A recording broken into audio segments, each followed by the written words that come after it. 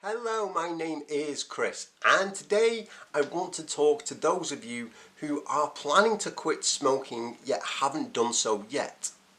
Perhaps you're thinking, okay, the new year is coming up, so in the new year I will have my final cigarette and I will quit smoking for good.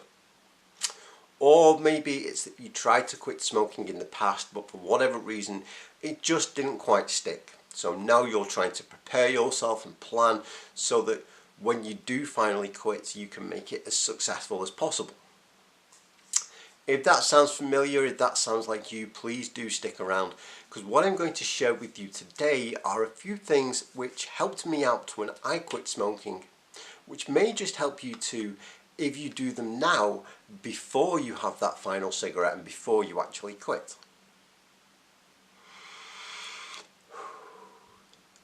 The first one is to prepare for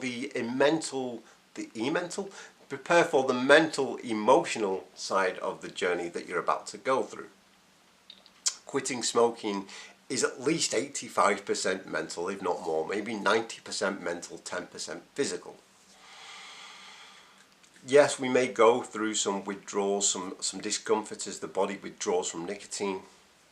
So many of us, we stock up on patches and lozenges and pills and potions and things like that, which is fine. I'm not saying that's a bad thing. Definitely do that if you think it will help.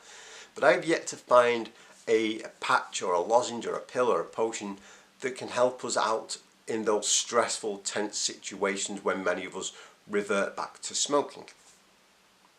For so many of us, it isn't the absence of nicotine that causes us to relapse. It isn't that we can't stand the absence of nicotine, it's that we can't stand the absence of the little crutch that we used to get us through so many day-to-day situations and so many day-to-day feelings.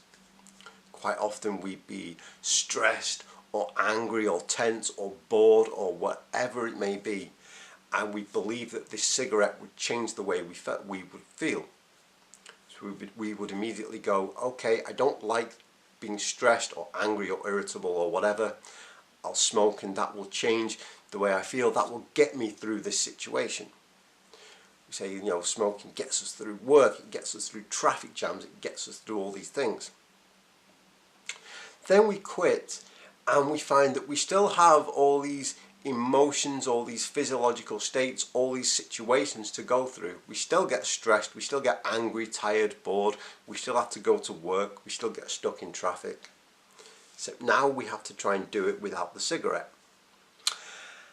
And our minds and our bodies will tell us, okay, I'm in this situation, my default setting is to get through the situation is to smoke. So where's the cigarette? It's really weird that I don't have the cigarette. So now we've got the original stress on top of the stress of why am I doing this without a cigarette?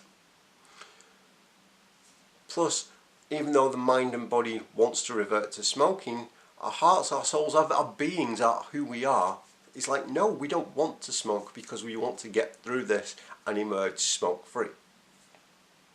This creates a sort of sense of inner conflict. Like on the one hand, we are stressed and we know that if we smoke, we will get through that stressful situation because that's what we've always done. And yet we don't want to. So this internal conflict creates even more stress. And then before we know it, we're that stressed out by everything. It's like, oh my goodness, I give up. Just give me a cigarette. And we find ourselves relapsing. So what we can do here and now before we actually start to quit is to plan and prepare for those trigger situations, for those feelings, and how we're going to deal with them. Let's say, for example, I'm just going to pluck something out of thin air, like we get stuck in traffic. Every day on the way to work we get stuck in traffic and it makes us that tense and that angry that we end up smoking. Now we can't change the traffic, so if it's always been there, it's always going to be there. But we can maybe change our route or what time we set off, or just play some classical music in the car or something that's going to relax us. We can write down all these trigger situations like, okay, when I do this I get stressed and that's when I smoke, so in future once I quit when I'll either not do this, or when I do it I'll do something different, like maybe breathing exercises or going for a walk or phoning a friend, whatever it may be.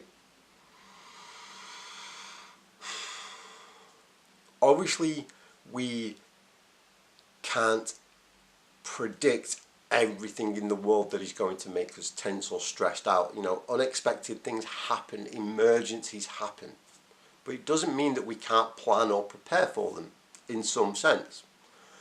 Excuse me. A couple of days ago I was out running and I was like in the middle of nowhere and I got this really painful injury. I was like, oh great, I'm miles away from home, I can barely walk. But I wasn't expecting that. It wasn't that every time I go out, this happens. I wasn't expecting that. It was a freak accident. But I was prepared for it because before I'd ever gone out running, I thought, well, I better take, some money or a bank card so that if something like this ever happens, I can get home safely. And we can do the same things with quitting smoking. Like we may know a lot about trigger situations, but there are going to be things that are unexpected and like emergencies. We can still say, well, okay, if something happens unexpectedly and I get stressed out or I get angry, then I can do this or that or the other. I've made a couple of videos about dealing with anger and dealing with stress and dealing with overwhelm without resorting to a cigarette. I will put all the links to those down below in the description if you want to check those out for some ideas of how you can prepare and plan for your trigger situations. You might also want to actually, when you've written them down, carry them with you. Either write them in a notebook that you can carry in your bag, or just jot them down in a note on your phone, so that whatever situation you go into in life, no matter how you're feeling, you have this instruction manual ready. Like, okay, I'm bored. Now, when I was bored, I always used to smoke, so what shall I do now? I know, I'll consult my construction manual because I've written it down and it will tell me what to do. Again, it may be go for a walk or do exercise or listen to music, something like that. The second thing that we can do to prepare for a successful quit is to build up our motivation and our excitement and our enthusiasm for quitting smoking. So many of us, we make the decision to quit because we know that it is good for us and we know that we will be better off without cigarettes. But we don't actively look forward to quitting smoking. In fact, we dread, sometimes even fear, the process of quitting smoking. And then we kind of wonder why we end up self-sabotaging our own efforts and end up smoking again. So if we're going to get through this and we're going to be successful, it helps to have a bright, clear, exciting image in our minds of what life is going to be like as a non-smoker, to get really enthusiastic about the process. Now, I'm not going to go through that today because I already made a video about 2 weeks ago called How to Get Motivated When You're Quitting Smoking, and in that I talk about everything that we can do to help build that motivation so that we can really get through this the best possible way. The third thing that we can do is to prepare for that physical side of things. I did say that yes, quitting smoking is like 90% mental, 10% physical. But the physical stuff still affects us. As our bodies are withdrawing from nicotine, some of us, not all of us, experience certain withdrawal symptoms. For some people that means we get really tired. For some people that means we get insomnia, or we get headaches, or we get that weird thing when our hands and toes seem to tingle for no reason as the blood starts pumping again because all the junk is coming out of our bodies. Some people get a full-blown quitter's flu where we just feel rotten for a couple of days. And when you think about it, it is understandable. On the one hand, the body has been so used to having this chemical coming into it for so long that when that chemical is no longer there, the body starts to like go, what the heck is going on, and it freaks out a little bit. whilst at the same time the body is working really super hard to get rid of all that junk and all that crap and all that poison that we polluted ourselves with. So it is hard work, so it is no wonder that it quite often takes a physical toll, that it quite often does leave us feeling tired or uncomfortable or whatever it may be. So with that in mind, it pays to treat our bodies well. Let's try that again now that the dog has stopped barking.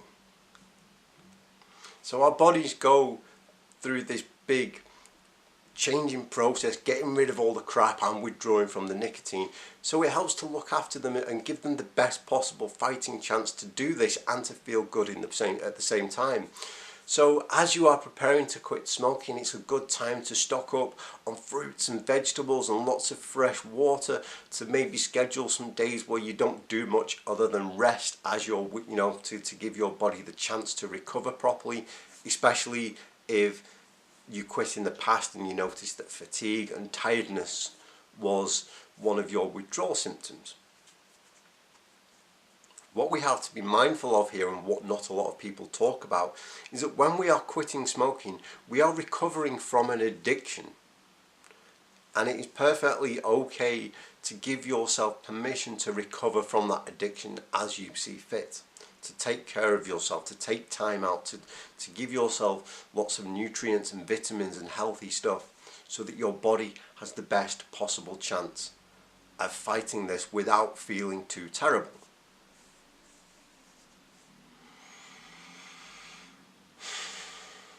I know it's cold outside right now, I know it's the middle of winter, but if you are watching this later in the year and it's not too cold, I also recommend, taking some time to go outside to get some fresh air and some sunshine, which are going to do your body the world of good.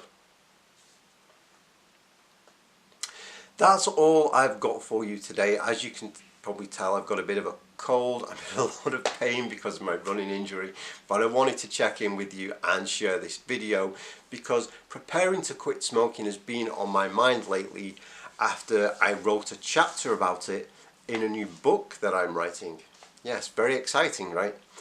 I've been encouraged to write a book about quitting smoking, offering all the advice, the tips, the suggestions based on my own journey. And it's a long way from being finished, but my Patreon supporters can get a sneak peek at the first 3 chapters of that book. Just last night I uploaded those to Patreon. It is patreon.com/ChrisScoyles. So if you do want an early look at 3 chapters from my upcoming book, that's where you can go. There is the dog again, we're just going to keep going. Thank you very much for watching today. I hope this has been helpful to you in some way. For more videos like this on a weekly basis, please do consider subscribing. Likes and shares are always appreciated. And don't forget to come and join us on the Finding Freedom Facebook group. Always a mouthful, that one. Finding Freedom Facebook group, where we are helping each other through our quit smoking journey. Thank you again very much for watching. I will see you next time. Goodbye.